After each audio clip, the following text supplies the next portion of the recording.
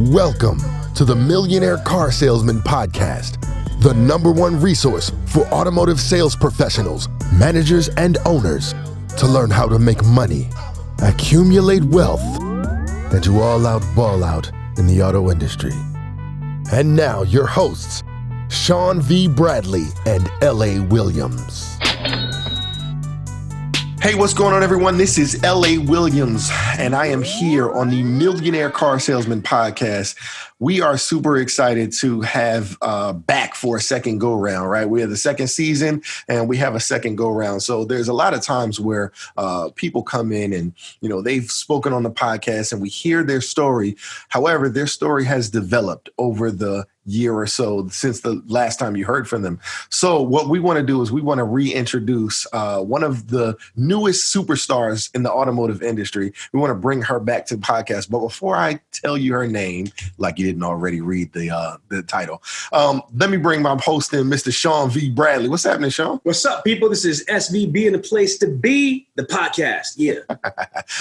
So we're just really excited, like I said, because just to hear about the development of this one young lady. So without further ado, let me introduce Miss Tianna Mick. What's happening, T? You got some high keys? Hey, LA. Hey, Sean. It's good to be here. Absolutely. Right. So last time I know we kind of did it. It was on like Facebook or something. We were freestyling, but now we're actually all in the same location. Last time we were in 3 different locations. So there was some delays and different things, but man, we right here. We can shake hands, hug, all that good stuff. You know what I'm saying? So man, wait, Tianna. wait, I got to just let people know. Tianna, congratulations. You actually won the Millionaire Car Salesman Award for the Internet Sales 2013 in Houston. Tell everybody, what did you win the award for? Wow. It was a pretty big deal. I won the award for the most influential female salesperson, which I think is, an amazing accomplishment, especially just the short time I've been in this industry. It wasn't something that was on my radar, but I'm so happy this path took me there.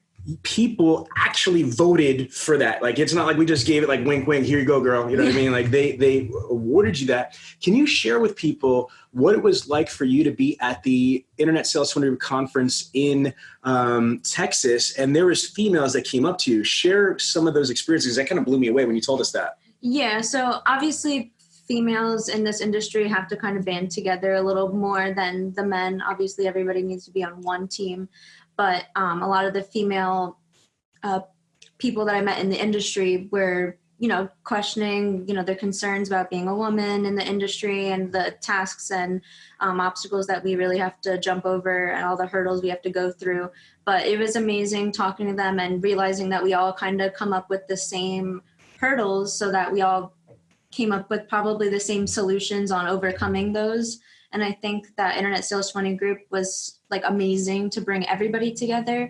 There were salespeople, there were managers, owners, everybody was kind of in one mix of a building. And I think everybody learned everything from everyone. That's not what I was talking about. That's great. But there's one thing that kind of floored me was that there was a young woman that was your age that came up to you and was like, T, even though you're my age, what did she say to you? You're my role model. How crazy is that? And I told her that at the same time, I do have a lot of people behind me helping me build this. It's not completely from the bottom. So I told her that if she can even accomplish half of what I did, then she would be my role model, just because I do have a lot of partnerships and stuff. But I really told her that we really have to support each other. And it was really cool experiencing that kind of felt like Sean for a minute. But that's what I'm saying is that this matters. This podcast matters. This group matters because they're watching what you're doing and they're like, wow, if she could do it, I've got a shot. If she could do it, I can do that too. Mm-hmm. And that's got to feel good because I know your heart. I know that you care and you want to help people. And so what is that like for you, just being a 20-year-old, like fledgling automotive industry, to know that people in different countries in Alaska and all over the place are watching your every move almost? Is it weird? It's definitely weird. But at the same time, I get messages every day about, people liking my page. And I always offer to them, like, if I can help you in any way, FaceTime, anything, any ideas, even like Saturday morning meetings. If I can provide any help and knowledge to anyone, like please message me, please DM me. Like I want to share everything that I've learned. So why? I guess because like you said, I want to help people, but the more successful and good people in this industry, it'll change the name around. So the more, you know what I mean? Like if everybody is good, then we can change that stereotype of car salespeople. So why wouldn't I want that? LA, you put some love on that, because I heard that. I heard that grunt. He got something to say. Absolutely. No, I'm excited that that's what she wants to do, because I know for me that's one of the biggest reasons why I'm a part of this industry. Right? Sean has taught us that there can be, we can be successful in the automotive industry. We don't have to be scumbags. We don't have to be any of that stuff that they call us. We can actually make really good money and do really good for people. Right? One of the things I know is that money flows to those who solves the world's biggest problems. And so if we all understand that the automotive challenge is a big one out there. People have a problem when they want to purchase a vehicle. They can't seem to find someone respectable that they can do business with. And it's unfortunate because there are, bad car salesmen out there, but there's bad everything out there. So what we want to do is we want to educate, right? We want to inspire. We want to show people that you can do this thing the right way and make a lot of money at the same time. So I love that connection, Tianna. Absolutely. So I just wanted to start out the show by just saying, like, I am incredibly proud of you, for not only, getting voted and winning that award, but how humble you are and how altruistic you are trying to give back to everybody. Because to your point, you haven't been doing this by yourself. You've got an amazing team, so shout out some of the people that have been support to you, like these different companies. Like who's been like really strategic in helping build T Got Your Keys? Definitely my top guy, Cameron from Build a Brand. He's one, I want to say probably one of my best friends here in the industry. It was super nice. We actually been working a lot together before we met. So it was so crazy to actually meet in person. And it felt like we've been friends for a while. And he was such a good, partner to add on to my team. And Shane from Bomb Bomb, him too, like him and his team are amazing. They always try to help me out. Whatever I need, they're always on call whenever I need them. So I definitely have to owe most of my success to those two people and all their teams standing behind them. That's awesome. Yeah. Now, here's what I want to say, because just listen, you got the blindfold master here, and I'm not going to allow this podcast to give people excuses. Well, she had this and she had that. It doesn't matter what she had. Why can't you get the same thing? All you got to do is just reach out to Cameron. He's a former guest on the podcast, so you got access to him. I always have contact information, things like that. We haven't had Shane on yet. We got to make sure we get that taken care of. But she just gave you the link. She just told you it's Bomb Bomb, right? You can go to bombbomb.com/dealer synergy, and you can get the same resources that she has. So I don't want to hear Tianna had this, Tianna had that. That's not the place for this. We don't do excuses. Either you're going to make excuses or you're going to make money. You can't do either at the same time. This podcast is about making money. Making money. Yes. Yeah, making money. Get that money. Get that money. Make that money. All right. So how long have you been in the automotive industry now? I passed a year in December. Okay, so you broke 1 year in the automotive industry, and did it go quick for you or did it go slow? At first, I felt like it was going kind of slow, but honestly, and I was talking about this to my friends, I feel like in the auto industry, everybody is so focused from month to month to month. You're like, where does the time go? Like you're counting down each day for the month and you're like, oh my gosh, Christmas is over, holidays are over, New Year's is over. That was only 2 weeks ago, but I feel like we're already in February. Right. So I feel like the time goes really fast for me. That's crazy. So what do you feel 1 year into your career that you know now before you touched the floor before? Like how much have you learned in the last year? I feel like I learned a lot. And I feel like most of it is kind of things that it's trial and error, how I should, greet someone, what to say in certain situations. It's with anything. The only way you're going to learn is with experience and actually doing it. So if you do mess up, so then next time don't say that one thing that you said. You have to keep improving on every single customer you meet. You want to keep doing better than the last time. What can I do to improve the experience from the customer that I sold yesterday? Okay, let's talk about gross. Okay, you've sold cars and you've made a lot of gross, right? Yes. Yeah. Okay, so talk to us. What would your advice be for you? Like, how do you maintain gross? How are you able to gross on prospects? So a lot of it is even your mindset on thinking. Everybody thinks, used cars that has the most gross, which 9 times out of 10, that's possible. And yeah, that's true. But you can actually make a lot of money on new cars different ways, whether that be the trade, if you know that, it needs tires and this and that, what it's going to cost you, just being more conscious of that. And kind of handling each customer objection instead of, I want the price lower, I want my payment lower, and I want the trade lower. If you isolate one situation and you make it the customer happy with the trade, then you say, hey, I made you happy with the trade. We can't touch anything else. Because I feel like people and salespeople try to accommodate everything for the customer, but you have to remember that, this is your job too. Your job is to make money for the dealership. And if you give everything to the customer. That's strong as hell, man. Yes. Because here's the situation. You're absolutely right. People want to, it's like, oh, the customer. No, you have to have some standards, right? And so I like this ain't Burger King have it your way. You didn't come to my house with some fries up. You know what I mean? Like people, I'm just jump to LA for a second because too many times people start becoming like a lobbyist and working the desk against the desk on behalf of the customer. Well, what they said is that they need this, they need that. Well, what the hell? I didn't know that you were the ambassador or the congressperson of the prospect. Let's hit them with big words. You have fiduciary responsibilities, right? To the dealership. Put that down, LA. Say it again. You have a fiduciary responsibility to the dealership, not to your prospect. And for you remember back in the day that was in Living Color, like the people that come out of prison using extra words, big words that don't mean anything. That's not one of those big words that don't mean anything. Right? That means something. Explain to me what fiduciary responsibility is. You have what Tianna said. You have the responsibility to make sure that the dealership's finances are what grows, right? People you got to pay the cost to be the boss. So you got to pay the cost to ride, right? If I'm going to work with you on I'm going to work with you on this trade. They need to be happy with that. Or I might say, hey, I'm going to work with you on the payment. They need to be happy with that. Or I'm going to work with you. See, there has to be, you got to pick one, right? That's got to be the thought process. Exactly. So I love it. Okay. So gross. Now, what would you say is like some tips that you could give to building rapport? Because from what I've heard from your managers, Tianna, is that, your prospects and your customers absolutely love you. They love you. They send you gifts and all sorts of crazy shit like that. So what is your advice on how to get somebody to like, trust, and believe you? Honestly, it's all about, I guess, your personality.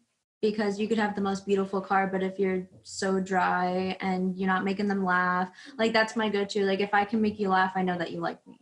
Right. If I'm trying to crack jokes with you and you want to be serious, then I'll switch my laughing, goofy side off and I'll be serious, strictly business.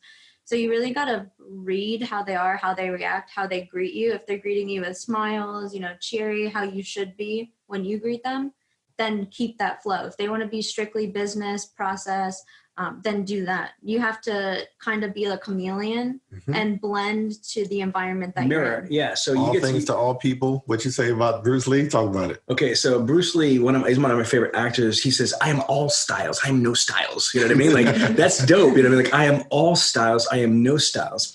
And that is a skill that it's so impressive to hear for a young professional like yourself at 20 years old that you understand that. And this is some signs I'm going to drop right here. There's different mind patterns, first of all. You've got kinesthetic learners, you got visual learners, and you got auditory learners. So there's certain human beings that the only way they learn, comprehend, accept information is by those mind patterns. But then there's different personality types. You've got relators, socializers, dictators, etc. There's different types of mind patterns that people and personalities have. It is imperative that you try to match and mirror your audience. Like attracts like. Shakespeare said, show me your friends and I'll tell you who you are. So if you're able to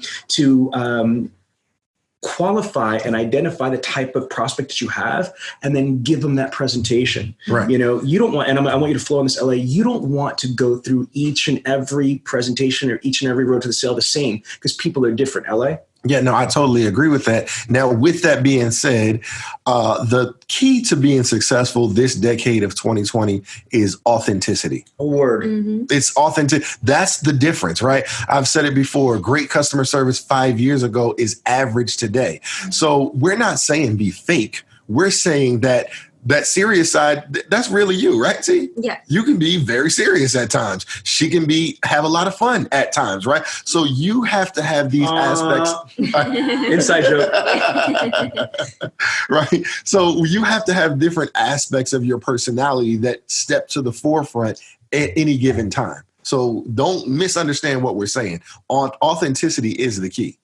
I agree, because some customers, I like to joke around. They say like, "Oh, I'm just looking. I feel like I'm wasting your time." And I say like, "Hey, you're making me look busy to my manager and my boss. So I'm thanking you for taking my time out of my day to make me look busy." Mm-hmm. Then they start laughing. It's a joke. You just make jokes and they'll joke with you. If you make it all business, then with the wrong customer. Exactly. Right. With the wrong customer, then they'll just see this as a purchase. They won't see it as a transaction. Exactly. Say that again, because we don't want that to cover over each other. Say that one more time. You want them to not just see it as a transaction, but as an experience. That is so powerful. LA, repeat it in your voice. Yeah, sounds better. Like go into the mic, lean into it. Put your back into it. So this is not just a transaction. This is an experience. Experience. Yeah, we didn't take this shit on the road. We're good here. No, but it's so true, is that this is the second largest purchase the average American is going to buy, especially for your demographic, which is Buick GMC. And so you definitely want to make this an experience, something that is different. Now, that's a good transition segue. Okay, you sell like the hardest vehicles, in my opinion. You're not selling Toyotas or Hondas. You went from Chrysler, Dodge, Jeep, Ram to freaking Buick GMCs. So let's talk about that for a second. Is it hard selling Buick GMCs, or is it, metal's metal, in your opinion?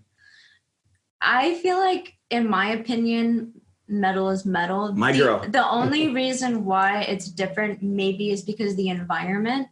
When I was selling Chrysler, Dodge, Jeep, Ram, I was more in a city where there is more population, less money going around in the cities, less credit going on. I live out there, so I know what's up. And then when I come out here to Gilbertsville, it's, all country, more farm life, and, they got farms, they got money. So it is a more expensive vehicle, but at the end of the day, if they want it, exactly, it's more resources. I don't have to worry about credit challenges. Are there credit challenges? Definitely. Do we help them out? Definitely.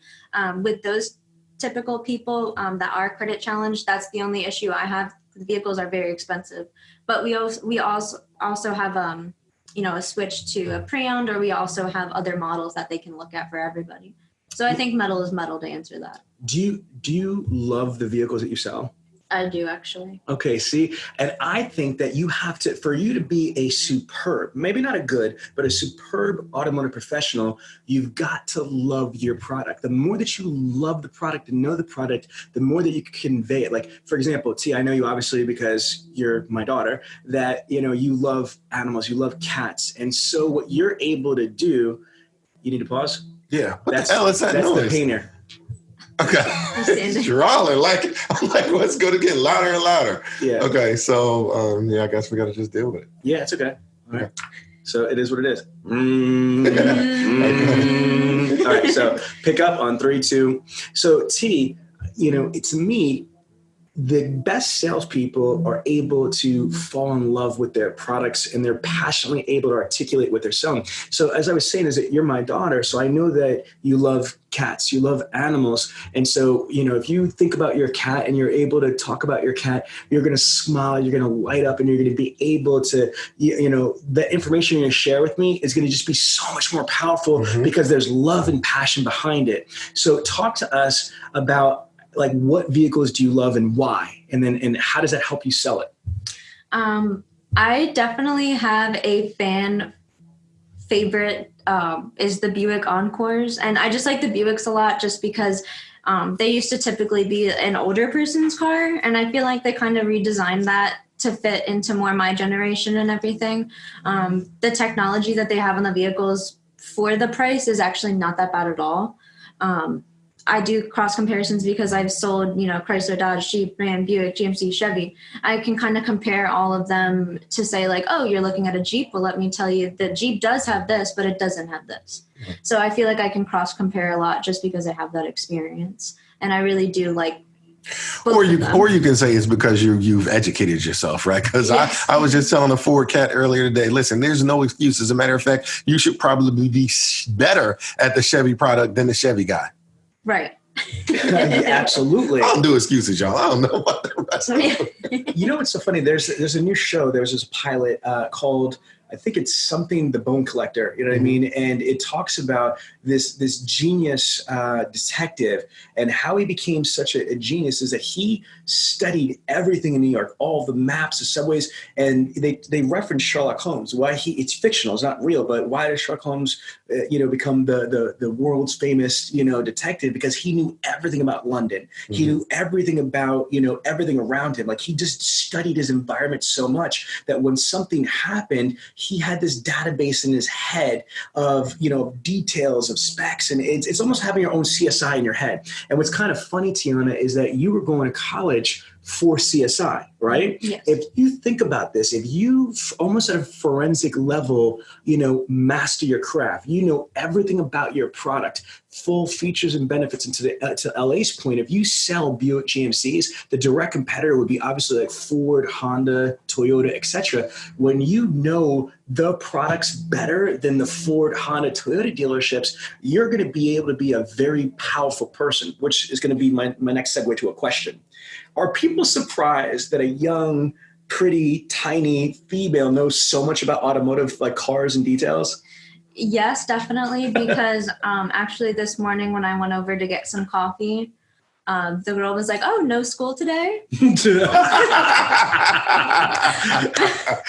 That's a good one. That's great. I was like, no, 20. So, I graduated in 2017. Right.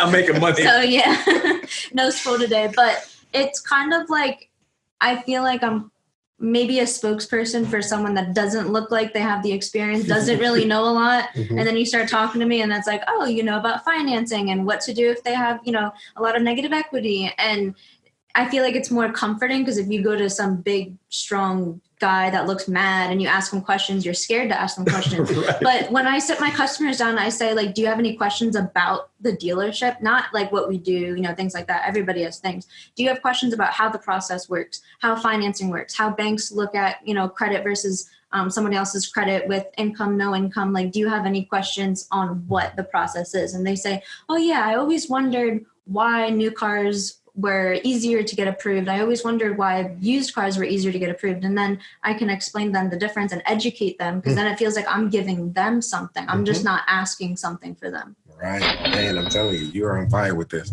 So, man, I'm telling you, it's just so much for us to talk about, man. And it's unfortunate we got to have a time frame, right? We might have to bring you back for a third one right before. I ain't done yet. You better not try to stop this. I'm having fun. Well, let me go into a couple more things real quick. So let's I do have some more questions, though. That's what I'm saying. So okay, then ask the questions then. I'm just trying to shut this down. Oh, hell no. I'll duct tape you, son. Well, unfortunately, we're going to have to do something because we can't got all day. That's my whole point. Right. Go ahead and ask your questions. I'll kind of. Okay, so I do have a couple questions for you. What would you say are challenges? And we're not going to mention any names because you worked at two different dealerships. What are challenges that are in salespeople's path of success? Whether it's the dealership, it's the manufacturer, it's other people. Again, we're not mentioning names. We're just speaking in generalization because, both of your dealerships are clients of mine. So right, but nice. That's exactly how I was going to ask that question too, and I didn't know exactly how to ask it. I just did. Right, but there were challenges, right, that you faced at your first dealership that you're like, you even said yourself, you're like, wow, it's a totally different experience. Talk a little bit about that. Yeah, definitely. I mean, honestly, the main kind of piece to this pie is your managers and who you work for.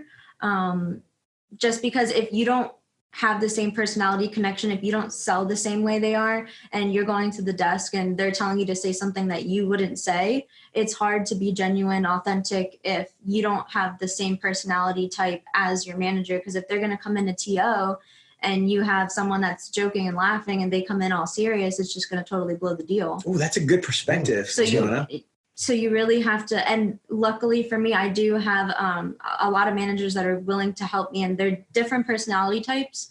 So I definitely get to pick if someone's more easygoing versus if someone is harder, I know which manager to put on my team. That's strong. So She said manager to put on my team. I love that. Yeah, it's crazy. And so that's really powerful. So knowing your managers and knowing your manager's style and knowing who's going to fit with the proper TO makes a big difference. Definitely. Okay. Talk about the culture in dealerships with, salespeople, you know what I mean? Just in general, in your store, stuff that you see in the group or just, in the industry, and you have friends that are outside of your dealership and dealer group that are at other dealerships. You've got friends that are dealer synergy clients, non-dealer synergy clients. So what is a culture like, and how does culture and attitude and mindset really play in success or failure? 9 minutes. Answer. It's probably the biggest thing is yourself and who you surround yourself with. I know people get, I don't know if it's jealousy or about the top dogs in the store. I want to surround myself with those people. Obviously, they're doing something right to be, having the success. So if you surround yourself with people that are successful, then, unless you're bad at math, you're going to be successful. Like you said, show me your friends, I'll tell you who you are. If you're hanging out with the people that want to complain that there's no traffic, complain there's no leads, complain that there's nobody outside, then that's all you're going to do. And that's all you're going to surround yourself with. If you're with the top dogs, then you're going to be one of them. So shout out, you have almost like a partner that you tag team with at the Patriot Buick GMC. What's her name? Sarah. Yeah. Talk about her. She's awesome. No, yeah. She's really awesome. So shout out to Sarah again. What makes her awesome and what makes her a good coworker to work with? Because when she is successful, she feels like when everybody's successful, then she's successful. Right. She doesn't look at it as a competition. Yes, we're all in competition, but at the same time, we're all a team. If you suck and you made a customer walk away, they're not bringing any friends and family. That also hurts me. So if she's helping everybody else be better, it's going to make the dealership better. It's going to make, referrals. Even if they forget her name, people are still coming in. You just got to be on top of that. Make sure you follow up and make sure they know who you are. Okay, now, because LA's trying to close down the show, damn it, I'm having fun, is let's talk about something you did was unprecedented. So you've got tgotyourkeys.com website. Then you ran with a budget of about $400 on paid social media. So talk us through, you targeted different demographics. Can you go through the campaigns really quick of what you did and then obviously tell them the payoff and how crazy that was? Yeah, so I did a DECA campaign. I did a first responders. Well, DECA, let's explain. So DECA is a big factory. They make batteries and other things in Pennsylvania. So to target all the employees of DECA was a very strategic move because it's a big factory. Then first responders, law enforcement, military. What else? Yes, and then obviously the LGBT community. Definitely, I got a lot of interactions with that, whether that be good or bad. There's still interactions, and massive amount of interactions. Yes, and I got the most out of that one. And I posted this also in the group. I took a video. This woman, she's from Reading. And she drove, 40 minutes to get to the dealership. The only reason why she came in to buy was because she was gay as well. And she was part of the community. And she said, it's so hard to find people. And it's not that we're trying to segregate ourselves at all. It's just being more comfortable. Right. So to put in perspective is that you had a budget that month, December, of $400, and you diversified those through retargeting ads, display ads and video ads on Facebook and Instagram, and one ad, a display ad, not even a video, that cost a total of $6. That's 1, 2, 3, 4, 5, 6, single digit 6. It cost you $6 to target a woman in the LGBT community. She was so impressed with you and with the post that she drove almost an hour to go to your dealership and bought a used car that you made a large gross on, correct? All right. So what was that like to see that you did it yourself? You generated your own up, had nothing to do with the dealership. Was that cool? Were you proud of yourself or what? No, that was absolutely amazing. It was one of the most rewarding things, especially because I feel like when people do try to achieve something like this, they give up because they see no results and they just don't keep going. It's like if you're trying to work out and you're like, I've been working out for a week. Why am I not losing weight? I'm just going to stop. Right. Like you have to have time and patience to let it work. Thanks. I'm going through that right now. You know, I love it. All right. And the last question I have, and let LA close it out, is I kind of hijacked this, but this is my daughter, so I'm sorry. Is that this is the Millionaire Car Salesman Group. You're now starting to make real money. And in 2020, you're looking to make six figures in 2020. What is it? You've spoken to me, your mom, like, are you going to go buy some rims and shit? Or like, what are you going to do to accumulate wealth? Because you want to become a millionaire car saleswoman. Mm-hmm. So what are some things you're looking to invest your money in? Definitely into properties. I definitely want to buy up either a block in Reading or a duplex somewhere and, handle everything, be the landlord, make sure everybody's attended to. Just like you got your keys, I got your house keys, I got your car keys. That's crazy. I got any key you need. But definitely, kind of like Cardone, like how Grant has. Isn't it amazing? Like, what's that like for you to see a car salesman like Grant Cardone to go from being broke, having no money, to having some success in car sales, having some more success as a trainer, getting into real estate. Now he's going to be a billionaire. He's got $1.5 billion in real estate. And what Grant says is three things: invest in yourself, invest in your business, and then invest in things that are going to allow your money to work for you. So I think it's brilliant that you're looking for a duplex or a triplex where you could receive passive income. So kudos to you, girl. It's just, LA, what are your thoughts that this is a young 20-year-old woman that's a person, doesn't matter man, woman, goat, whatever. I mean, like just a 20-year-old, kid that has this mindset. What is that like for you to interview someone like that? Well, I love it because that's one of the biggest things that I'm trying to pass on to our, younger generation or just people in general, our community, right? It's the thought process of passive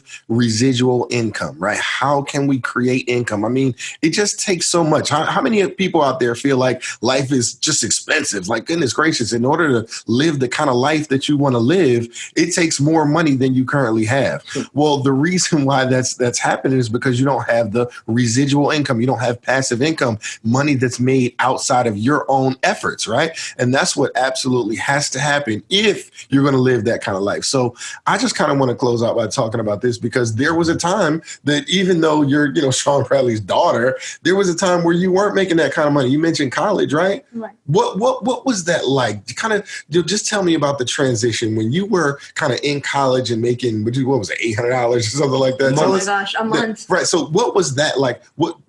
Describe to me the struggle.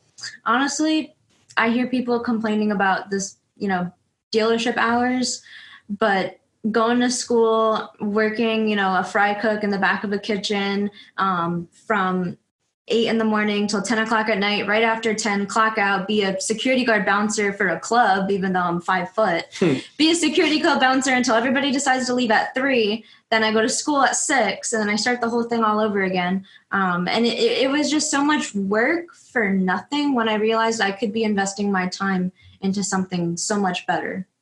Okay. So kind of tell me, what was the straw that broke the camel's back? I mean, what made you just you came to me and like, enough? Can I, because I'm curious. What was it?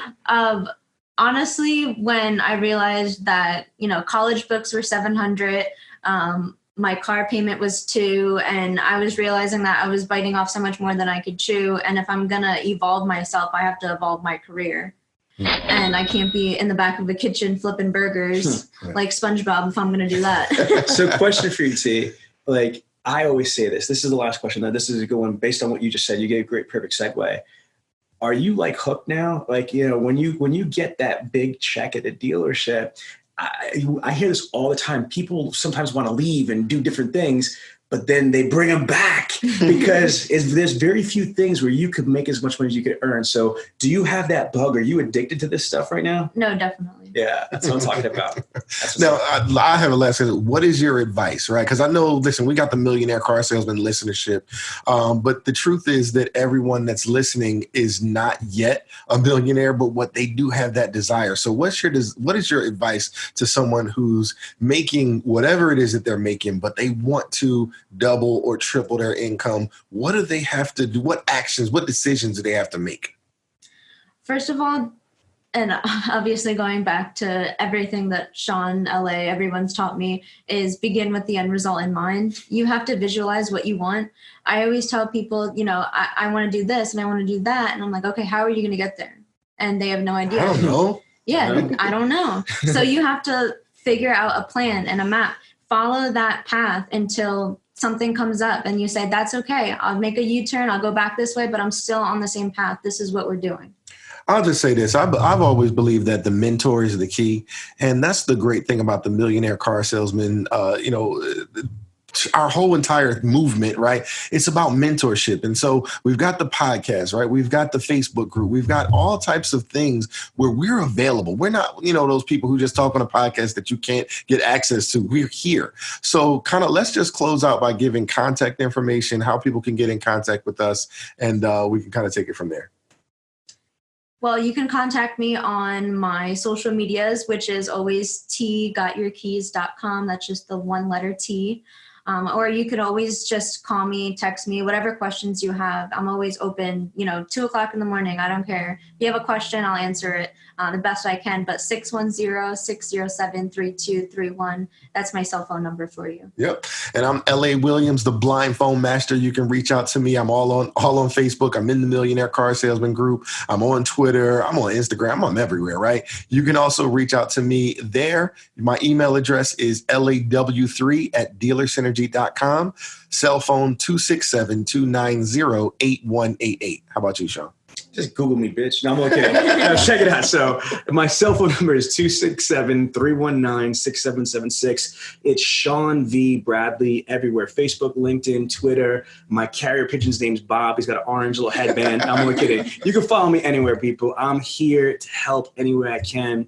And again, this is the Millionaire Car Salesman with T. Got Your Keys. Holla. Ladies and gentlemen, if you like it, you love it, you want more of it, then don't wait for the next money show. Just go to bradleyondemand.com and take your career to the next level.